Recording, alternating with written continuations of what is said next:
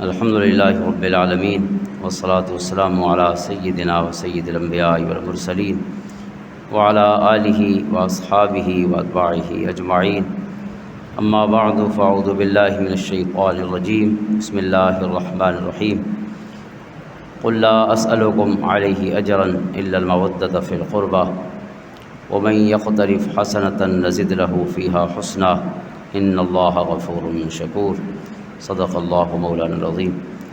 ان اللہ وملائکتہ یصلون علی النبی یا ایہا الذین آمنوا صلوا علیہ وسلموا تسلیما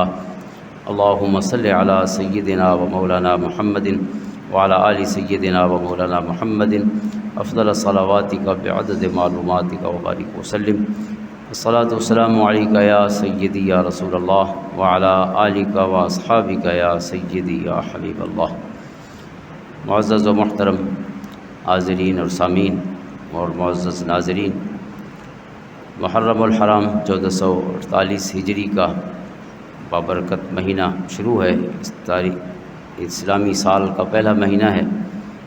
اور پہلے مہینے کی جو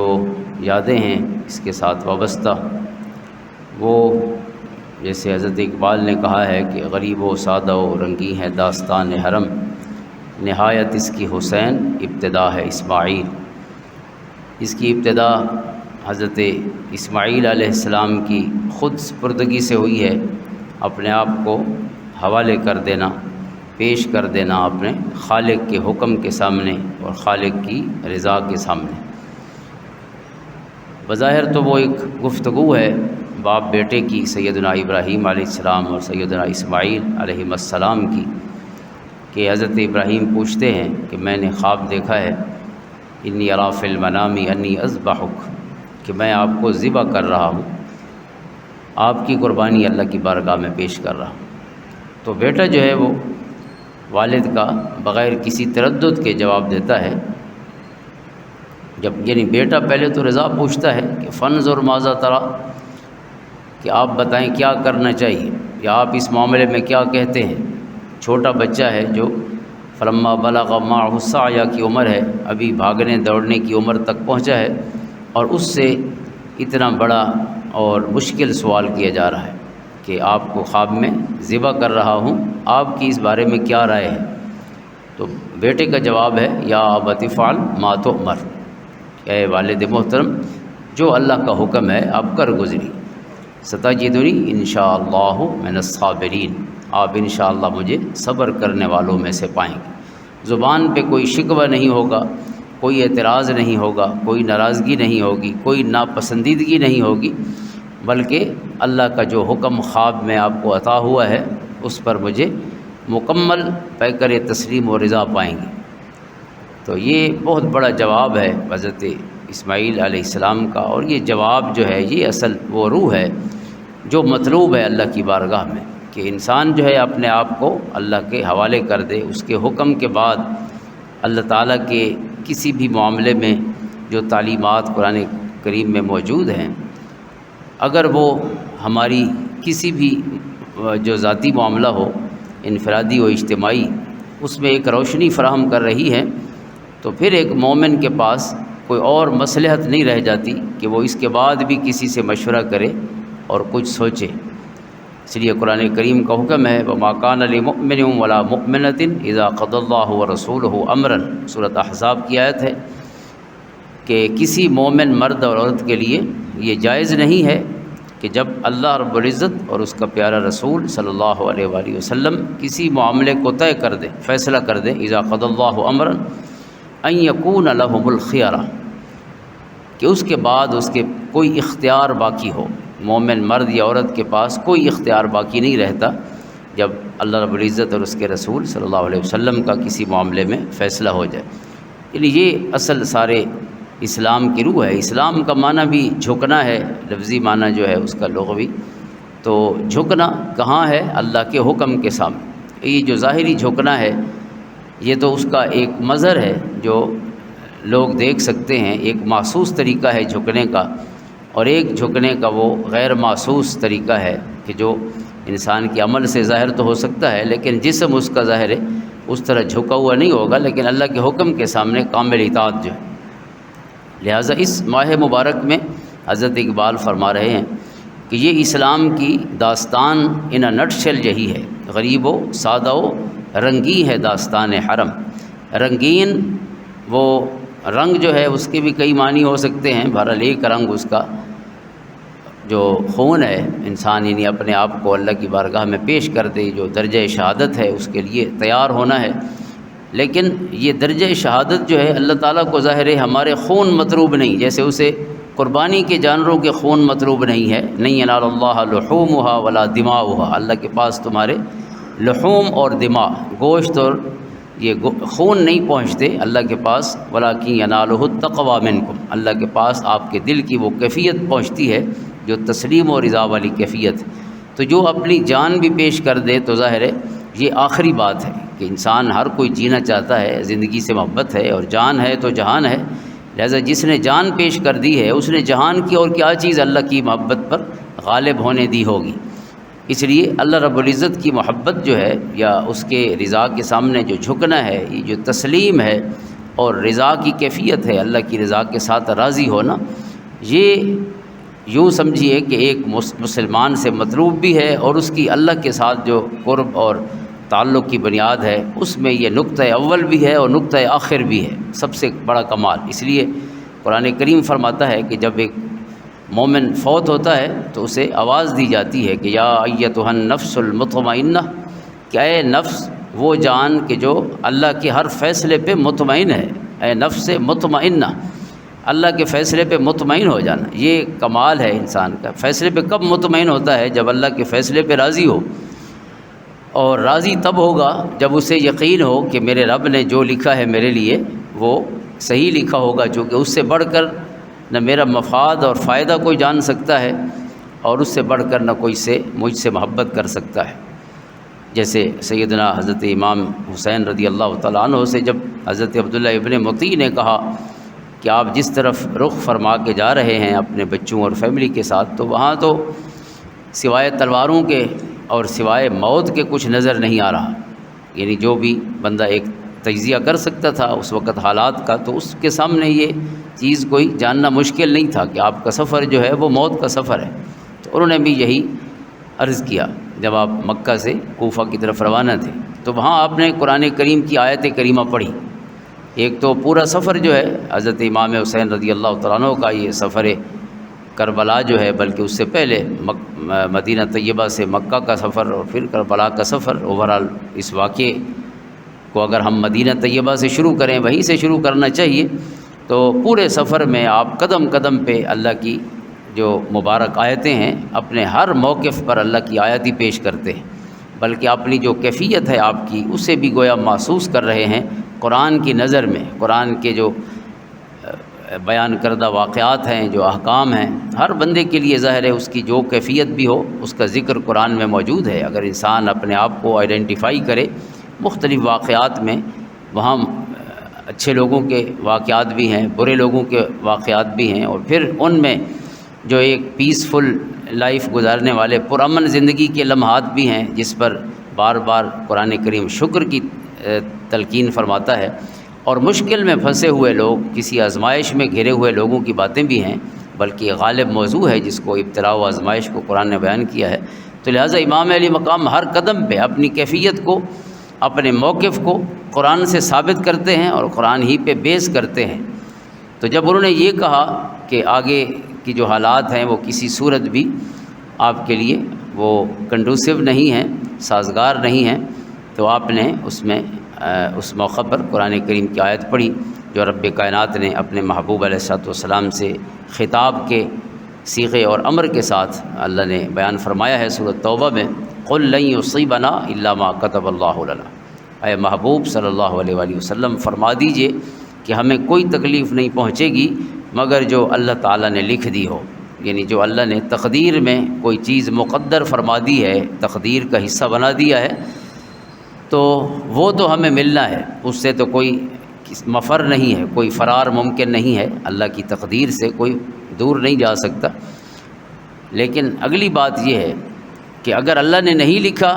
تو پھر کوئی وہ تکلیف ہمیں پہنچا بھی نہیں سکتا، کوئی ایسی تکلیف کا ذریعہ بھی نہیں بن سکتا کہ جو اللہ کی طرف سے مقدر نہ ہو۔ تو حضور علیہ الصلوۃ والسلام کا یہ ارشاد ہے کہ اللہ جو بھی کرنا چاہتا ہے تو اس کے اسباب زمین پہ ہی پیدا ہوتے ہیں۔ تو ہم عموماً زمین والوں سے جو ہے وہ اپنے ظاہر کو دیکھتے ہیں، لیکن اللہ تعالیٰ کے فیصلے کی طرف نظر نہیں ہوتی۔ تو یہ حسینیت ہے، امام حسین رضی اللہ تعالیٰ عنہ اصل نظر اللہ کے فیصلوں پر ہے، اسی کو بیان فرما رہے ہیں۔ اور یہی حضرت داتا گنج بخش علی حجویری رحمۃ اللہ تعالیٰ علیہ لکھتے ہیں، اپنے مرشد حضرت ابو الفضل الختلی رحمۃ اللہ تعالیٰ علیہ جو ان کے مرشد تھے شام، ملک شام میں، آپ فرماتے ہیں کہ میرے مرشد کی روح جو ہے وہ میری جھولی میں نکلی ہے، ان کا سر جو ہے میری گود میں تھا، اپنے مرشد کا سر۔ تو آخری نصیحت جو میرے مرشد نے کی ہے وہ کیا تھی؟ فرماتے ہیں آخری نصیحت یہ تھی کہ مجھے فرمایا، میرا اس وقت جب یہ آپ کی یعنی کیفیت تھی، آخری ایام تھے تکلیف کے، تو ایک پیر بھائی تھا، ایک دوست تھا، تو اس کے ساتھ تھوڑی ناراضگی چل رہی تھی، جیسے ہو جاتی ہے دلی رنجش۔ تو وہ رنجش چل رہی تھی، تو حضرت داتا گنج بخش حجویری فرماتے ہیں کہ میرے مرشد جب فوت ہونے لگے تو میری گود میں تھے، آخری سانسیں وہیں پہ لیں اور مجھے نصیحت فرمائی۔ اللہ نے آپ کو میری اس کیفیت پر اپنے فضل سے آگاہ فرمایا اور مجھے کہا کہ اے علی، آپ کا نام علی ہے، علی بن عثمان حجویری، تو فرمایا کہ اے علی، ہر خیر کے فیصلے بھی آسمان پہ ہوتے ہیں اور ہر شر کے فیصلے بھی آسمان پہ ہوتے ہیں۔ فیصلے زمین پہ نہیں ہوتے، فیصلے آسمان پہ ہوتے ہیں، اور زمین پہ صرف اسباب تیار ہوتے ہیں۔ آپ کے سامنے کون آ گیا ہے، کوئی خیر کا استعارہ بن کے آ جاتا ہے اور کوئی شر کا استعارہ بن کے آ جاتا ہے۔ لہذا اپنا تعلق اور اپنا جو رابطہ ہے وہ اپنے رب سے ہمیشہ قائم رکھیے اور مضبوط رکھیے، اور اس کی طرف سے فیصلہ سمجھ کے اس کا ہر فیصلہ قبول کیجیے۔ تو قرآن کریم کی آیت یہی ارشاد فرما رہی ہے جو آپ کو مرشد نے اپنی آخری نصیحت فرمائی ہے۔ تو حضرت امام علی مقام بھی وہی آیت کریمہ پڑھ رہے ہیں جس میں لن یصیبنا الا ما کتب اللہ لنا، ہمیں کوئی تکلیف نہیں پہنچ سکتی مگر جو اللہ نے لکھ دی ہو۔ اللہ نے لکھ دی ہے تو ظاہر ہے اس لکھے ہوئے سے کوئی بھاگ نہیں سکتا۔ لیکن اگلی بات یہ ہے کہ اگر وہ نہیں لکھی تو پھر کوئی اور اللہ کے نہ لکھے ہوئے پہ اثر انداز بھی نہیں ہو سکتا کہ وہ اپنی طرف سے کسی کو تکلیف دے دے اگر اللہ نے مقدر نہیں فرمائی۔ اور پھر یہ ہے کہ اللہ جو لکھنے والا ہے ہوا مولانا، وہ ہمارا دوست ہے، وہ دشمن نہیں ہے۔ اللہ جو لکھنے والا ہے تقدیر، تو اس نے صحیح لکھا ہوگا، کیونکہ اس سے بہتر نہ کوئی صحت کو جان سکتا ہے اور نہ کوئی ہمارے خیر کو جان سکتا ہے، ہمارے نفع کو جان سکتا ہے۔ نافع بھی وہی ہے اور ضار بھی وہی ہے۔ تو جب ظاہراً ہمیں کوئی چیز نقصان نظر آ رہی ہو تو وہ نقصان نہیں ہوتا، دراصل وہ اسی طرح جیسے کوئی حاذق حکیم ہمیں کوڑا شربت پلاتا ہے یا انجیکشن لگاتا ہے، وہ تکلیف کا ذریعہ تو ہوتا ہے، لیکن اس کے پیچھے کوئی اور خیر موجود ہوتا ہے جو اس سے کہیں بڑھ کر ہوتا ہے، اور وہ آزمائش جو ہے تھوڑی دیر کی وہ اس خیر کے حصول کا ذریعہ بنتی۔ تو اس لیے آپ نے فرمایا کہ اللہ کی ذات پر توکل اور بھروسے کی یہ انتہا ہے کہ آپ ہر چیز کو اللہ کی طرف سے مقدر سمجھیں۔ جب اس کی طرف سے سمجھیں گے تو پھر انسان میں یہ جذبہ اور حوصلہ پیدا ہوتا ہے کہ اگر ہے تو میں بچ نہیں سکتا، جب بچ نہیں سکتا تو پھر کسی ڈپریشن کی ضرورت نہیں ہے، کسی ذہنی دباؤ اور ٹینشن لینے کی ضرورت نہیں ہے۔ اگر بچ سکتا تو ظاہر ہے وہ میرے بس میں ہوتا تو بچ سکتا، اگر بس میں نہیں ہے تو پھر اسباب ہی انسان نے اختیار کرنے ہیں کسی بھی کام کے لیے، اور اسی کا وہ مکلف ہے، اسباب کا ہی مکلف ہے۔ تو یہ اللہ کی ذات پہ اور اس کے فیصلے پہ راضی ہونے کی انتہا ہے کہ اس کا جو فیصلہ ہے وہ منظور ہے، چاہے اس کے لیے جان چلی جائے، چاہے اس کے لیے مال چلا جائے۔ لیکن اپنے طور پر جو انسان نے اسباب اختیار کرنے ہیں اس کے لیے احکام موجود ہے، کسی کیفیت میں بندے نے کیا کرنا ہے۔ مثلا بیمار ہو جائے تو اس نے کیا کرنا ہے، اگر وہ رزق کے ظاہر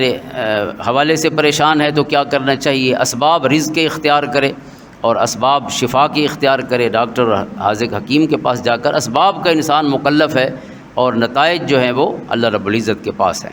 لہذا نتائج کسی کے پاس نہیں ہیں۔ ہو سکتا ہے ہم جو گولی کھائیں وہی گولی بجائے شفا بننے کے انسان کے لیے وہی موت کا پیامبر بن جائے اور موت کا پیغام بن جائے، تو یہ بھی ہو سکتا ہے، کیونکہ جس گولی میں شفا ہے اس شفا کا فیصلہ بھی اللہ کی طرف سے ہوتا ہے۔ وَإِذَا مَرِضْتُ فَهُوَ يَشْفِينِ، شفا دینے والی ذات اللہ رب العزت کی ہے۔ تو یہ جو تسلیم کا ایک پورا سفر ہے، اللہ کے فیصلے پہ راضی ہو جانا، تو قرآن کہتا ہے کہ جب بندہ فوت ہونے لگتا ہے، اللہ کا پیارا بندہ، تو ہم اسے آواز دیتے ہیں، یا ایتھا النفس المطمئنہ، اے وہ جان، وہ انسان اور وہ نفس کہ جو اللہ کے فیصلے پر مطمئن ہے، جو اللہ کی تقدیر پر راضی ہے۔ یا ایتھا النفس المطمئنہ ارجعی الی ربک راضیۃ مرضیہ، اپنے رب کی طرف لوٹ آئیے، ارجعی الی ربک راضیۃ مرضیہ، آپ اللہ سے راضی ہوں اور اللہ آپ سے راضی ہو، اس حال میں لوٹیے کہ راضیتاً، پہلا سٹیپ یہ ہے کہ آپ راضی ہوں۔ جب بندہ راضی ہے تو پھر وہ سمجھے کہ اس سے اللہ راضی ہے، بندے کے اللہ پر راضی ہونے سے ہی اللہ کی رضا ملتی ہے۔ ایک حدیث پاک بھی ہے کہ ہمیں کیسا پتہ چلے گا کہ اللہ ہم سے راضی ہے یا نہیں ہے، تو حضور علیہ الصلوۃ والسلام نے فرمایا کہ کیا آپ اللہ پہ راضی ہیں؟ اگر آپ اللہ پہ راضی ہیں تو پھر راضیتاً کے بعد مرضیہ ہے، جو اللہ پہ راضی ہے، اس کے فیصلے پہ راضی ہے، تو پھر اگلا سٹیپ تو قرآن نے بیان کر دیا ہے کہ اللہ اس سے راضی ہے جو اللہ سے راضی، راضیتاً مرضیہ۔ اب ہے فادخلی فی عبادی وادخلی جنتی، کہ میرے بندوں میں داخل ہو جا اور میری جنت میں داخل ہو جا۔ اب جہاں اللہ تعالیٰ نے میری یعنی واحد متکلم کا صیغہ یعنی اس قرآن کی آیت میں استعمال فرمایا، کیونکہ جنت کا مالک وہ ہے۔ جب میری چیز کہا جائے تو اس کا مطلب ہے کوئی اور شریک نہیں ہے، تو جنت کا تو واحد مالک اللہ ہی ہے۔ حضور علیہ الصلوۃ والسلام نے فرمایا کہ جنت کا مالک اللہ ہے، بخاری کتاب الرقاق کی حدیث ہے، اور جو بھی جنت میں جائے گا وہ اپنی کسی کوشش سے نہیں جائے گا، وہ اللہ کے فضل سے جائے گا، کیونکہ مالک جو ہے اس کی مرضی ہوتی ہے، جسے آنے دے جسے نہ آنے دے۔ تو صحابہ اکرام علیہ رضوان فرماتے ہیں کہ ہم نے پوچھا یا رسول اللہ صلی اللہ علیہ وآلہ وسلم، کیا آپ بھی اللہ کے فضل سے جائیں گے جنت میں؟ فرمایا ہاں، میں بھی اللہ کے فضل سے جاؤں، ساری دنیا اللہ کے فضل سے جائے گی، کیونکہ وہ مالک ہے اپنے گھر کا، جنت اس کا گھر ہے جو اس نے اپنے پیارے بندوں کے لیے تیار کر رکھا ہے، تو یہ فیصلہ اس کا ہے۔ تو یہاں قرآن کریم نے راضیہ کی شرط لگائی، اللہ کی بارگاہ میں جو پہنچنے والا ہے، جسے گویا موت کے وقت ہی یہ خوبصورت خطاب ہو رہا ہے اور اللہ کا اس سے کلام ہو رہا ہے کہ میری جنت میں داخل ہو جا، میرے بندوں میں داخل ہو جا، میری جنت میں داخل ہو جا، اس کے لیے مطمئنہ اور راضیہ، یہ دو لفظ بڑے اہم ہیں قرآن کے، جو اللہ کے فیصلے پہ راضی ہے اور جو مطمئن ہے، اللہ کی تقدیر پر مطمئن ہے۔ یہ بہت بڑا مقام ہے اسلام میں کہ جب انسان اللہ کے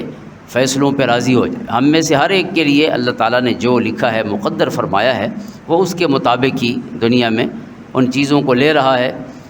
اپنی کوشش اسباب کی حد تک انسان کر سکتا ہے، وہ کرنی چاہیے، لیکن جب اسباب اختیار کر لے انسان تو پھر معاملہ اللہ پہ چھوڑنا چاہیے۔ وَعَلَى اللَّهِ فَلْيَتَوَكَّلِ الْمُؤْمِنُونَ، ایمان والوں کو اپنے معاملات رب کے سپرد کرنے چاہیے، یہ قرآن کا حکم ہے کئی جگہ۔ ان اللہ یحب المتوکلین، اللہ ان سے محبت کرتا ہے جو اپنے معاملے اللہ کے سپرد کر دیتے ہیں کہ مولا اب تو جان اور تیرا فیصلہ جانے، جو تیرا حکم تھا اسباب کے باب میں وہ ہم نے اختیار کر لیا جہاں تک ہماری گنجائش تھی، اب اس کے بعد جو ہے وہ تو ہی مالک ہے اور تو ہی قادر ہے۔ تو اس تناظر میں حضرت اقبال کہہ رہے ہیں کہ غریب و سادہ و رنگیں ہے داستان حرم، نہایت اس کی حسین ابتدا ہے اسماعیل۔ اور دونوں یہ جو انتہائیں ہیں حضرت اسماعیل علیہ السلام کی، وہ بھی تسلیم و رضا کی انتہا ہے، اللہ کے فیصلے پہ راضی ہونے کی۔ جو امام علی مقام کی یہ شہادت ہے اپنے بچوں کے ساتھ اور اپنی گھر والیوں کے ساتھ، حالانکہ آپ کے سامنے کتنے آپشن کھلے تھے جن سے جان بچ سکتی تھی، سب سے بڑی اور آسان چیز یہ تھی کہ آپ مصلحت کو دیکھتے ہوئے فیصلہ کر لیتے، مصلحت کو دیکھتے ہوئے بیعت کر لیتے، یزید کی وقتی بیعت کر لیتے۔ دل میں یہی ہوتا کہ جب حالات مناسب ہوں گے، اپنی تیاری کر لیں گے تو پھر سٹرائک کریں گے، اس کے خلاف عملی طور پہ میدان میں اتریں گے۔ لیکن فی الحال تو ٹائم گین کرنا تھا کہ اتنا وقت ہو کہ ہم تیاری کر سکیں۔ یہ تو یعنی بالکل آل آف سڈن یہ پیغام آتا ہے یزید کا، آپ کو پتہ ہی نہیں تھا کہ یزید تخت پہ بیٹھ بھی گیا ہے کہ نہیں بیٹھا، یہ دونوں خبریں اکٹھی پہنچی ہیں، یزید کے تخت پر بیٹھ جانے کی اور جو ڈیمانڈ تھی اس کی بیعت کی، دونوں خبریں ایک ساتھ پہنچی ہیں۔ اور امام علی مقام کو اس وقت پہنچی جب تنہائی میں انہیں بلایا گیا۔ ولید بن عتبہ جو گورنر مدینہ تھا تو اس نے تنہائی میں بلایا اور یہ دونوں پیغام اکٹھے پہنچائے۔ وہ بیٹھ گیا ہے اور آپ بیعت کریں، اور اس نے یہ آپشن بھی رکھا کہ آپ تنہائی میں بیعت کر لیں، کسی کو پتہ بھی نہ ہو کہ آپ نے بیعت کی ہے، لیکن آپ نے فرمایا کہ میں بیعت کروں گا تو دنیا کے سامنے اگر انکار ہوگا تو وہ بھی دنیا کے سامنے ہوگا، یہ نہیں کہ تنہائی میں کوئی فیصلہ کر لیا جائے اور مصلحت کا شکار ہو کر کہ لوگوں کے سامنے انسان کا رخ کوئی اور ہو اور حقیقت میں اس کا فیصلہ اور رخ کوئی اور ہو۔ تو فرمایا نہیں، جو فیصلہ ہوگا وہ دنیا کے سامنے ہوگا۔ تو آپ نے نہ ٹائم گین کیا اور نہ دھوکہ دیا۔ ٹائم گین کرنا دراصل دھوکہ دینا تھا یزید کو کہ وہ سمجھے کہ میرے ساتھ ہیں لیکن آپ حقیقت میں ان کے ساتھ نہ ہوتے، تو یہ دھوکہ تھا۔ اور حسینیت جو ہے وہ عظیمت کی اس انتہا کا نام ہے کہ جب آپ یزید کو بھی دھوکہ نہیں دیتے، جس کے ساتھ ہیں اس کے ساتھ آپ ایک نمبر ہیں، کسی کے ساتھ بھی دو نمبر نہیں ہیں، چونکہ نانا جان کا فرمان ہے کہ من غش فلیس منا، جو دو نمبر ہے اس کا اسلام سے اور مسلمانوں سے کوئی تعلق نہیں۔ آپ یہاں انتہا دیکھیں حسینیت کی، یا اس سٹینڈرڈ اور معیار کی جو ایمان و اسلام کا وہ معیار ہے جس کو ہم مقام عظیمت کہیں۔ حالانکہ قرآن کریم نے بھی یہ اختیار دیا ہے، مصلحت قرآن نے بیان کی ہے کہ اگر آپ کو جان بچانا پڑے، کوئی ایسا مسئلہ ہو جائے کہ جان بچانی ضروری ہو جائے اور اس جان بچانے کے لیے آپ کو کوئی کفریہ کلمہ زبان سے کہنا پڑے، سورۃ نحل کی آیت ہے، من کفر باللہ من بعد ایمانہ الا من اکرہ وقلبہ مطمئن بالایمان، کہ کوئی کفریہ کلمہ انسان کو کہنا پڑے جب وہ مجبور ہو کہ ایک طرف دشمن کے ہاتھ میں تلوار ہے، آپ کو قتل کر دے گا، دوسری طرف آپ کو کہتا ہے کہ آپ یہ کلمہ کہیں جو اسلام میں کفریہ ہو، مثلا اللہ کا انکار کریں، توحید، رسالت یا کسی ایسے حکم کا، لیکن قلب ہو مطمئن بالایمان، ایک ہی شرط ہے کہ آپ کا دل ایمان پہ مطمئن ہو، دل میں کوئی شک پیدا نہ ہو، نعوذ باللہ اسلام کے حوالے سے دل مطمئن ہو، لیکن جان بچانا پڑے تو اللہ فرماتا ہے اس کی آپ کو اجازت ہے کہ جان بچانے کے لیے کفریہ کلمہ بھی کہہ سکتے ہیں۔ لیکن حضور علیہ السلام کے صحابہ کے بھی کئی واقعات ہیں، اور خود امام علی مقام کا جو یہ پورا واقعہ ہمارے سامنے ہے کہ انہوں نے اس رخصت کو استعمال نہیں کیا، جو کہ عظیمت بہرحال عظیمت ہے۔ حضرت عمر رضی اللہ تعالیٰ عنہ کے دور میں ایک قافلہ گیا اور عیسائیوں نے انہیں یہ آپشن رکھا کہ اگر آپ اسلام کا انکار کریں تو پھر جو ہے ہم آپ کو معاف کر دیتے، باقی لوگوں کو بھی معاف کر دیتے، لیکن انہوں نے اس معافی کو قبول نہیں کیا، حالانکہ وہ چاہتے تو انکار کر کے اپنے بندے بچا کے واپس آ سکتے تھے۔ تو حضرت عمر رضی اللہ تعالیٰ عنہ نے کہا کہ آپ تو اپنے آپ کو بچا سکتے تھے، تو انہوں نے کہا کہ بچا تو سکتے تھے، لیکن ہم نے سوچا کہ عیسائی اس وقت جو رومی سلطنت کا وہاں امیر تھا وہ یہ سمجھے گا کہ بس مسلمانوں کا ایمان یہاں تک تھا کہ جب جان سامنے آئی تو پھر اللہ بھی گیا اور نعوذ باللہ رسول بھی گئے، ہر چیز کا انکار کر دیا، تو ہم اس کو یہ خوشی نہیں دینا چاہتے تھے کہ ہماری زبان سے کوئی ایسا کلمہ نکلے جس سے وہ خوش ہو اور ہمارے ایمان اور اسلام پر حرف آ جائے۔ تو عظیمت ہے، بہرحال اسلام چونکہ سب کے لیے ہے تو ہم جیسے کمزوروں کے لیے بھی آپشن موجود ہیں، جو جان کو ہر چیز سے زیادہ محبوب رکھتے ہیں، تو ان کے لیے بھی قرآن و حدیث نے یہ گنجائش رکھی ہے، لیکن بہرحال حسینیت تو اس مقام پر ہے۔ تو حضرت امام حسین رضی اللہ تعالیٰ نے ایک پل کے لیے بھی، وہ مصلحت کے دن بھی جو چند ہو سکتے تھے اتنے تک بھی آپ نے یزید کو دھوکہ بھی نہیں دیا، وہ بھی اختیار نہیں کیا، بلکہ اپنے رب کے حکم کے ساتھ جس کو اس وقت سمجھا آپ نے فہم دین اپنا، اس کے مطابق آپ نے اپنا فیصلہ کیا، چاہے آپ اپنی جان چلی گئی، بچے چلے گئے، سب کچھ دے دیا، لیکن یہ مقام یہ تھا شکر کا کہ جان دی ہوئی اسی کی تھی، حق تو یہ ہے کہ حق ادا نہ ہوا۔ تو یہ اسلام کی انتہا ہے کہ انسان کو ہر قربانی کے لیے تیار ہونا چاہیے۔ ہم سے کوئی اور قربانی تو نہیں مانگی جاتی، لیکن کم سے کم وہ جو احکام اسلام نے عطا فرمائے ہیں ان احکام پر عمل کے باب میں تو انسان کو آمنا و صدقنا یا جو اسلمنا کی روح ہے اس کو سمجھ کر اللہ تعالیٰ کے ہر فیصلے کو، حکم کو اپنی پہلی ترجیح بنانا چاہیے۔ اللہ تعالیٰ عملی طور پر بھی اور زبانی کلامی طور پر بھی حسینی بنائے اور عظیمت کے راستے پہ چلائے، اور اپنے محبوب علیہ الصلوۃ والسلام کی کامل اطاعت نصیب فرمائے۔ اللہم صلی علی محمد وعلی آل محمد۔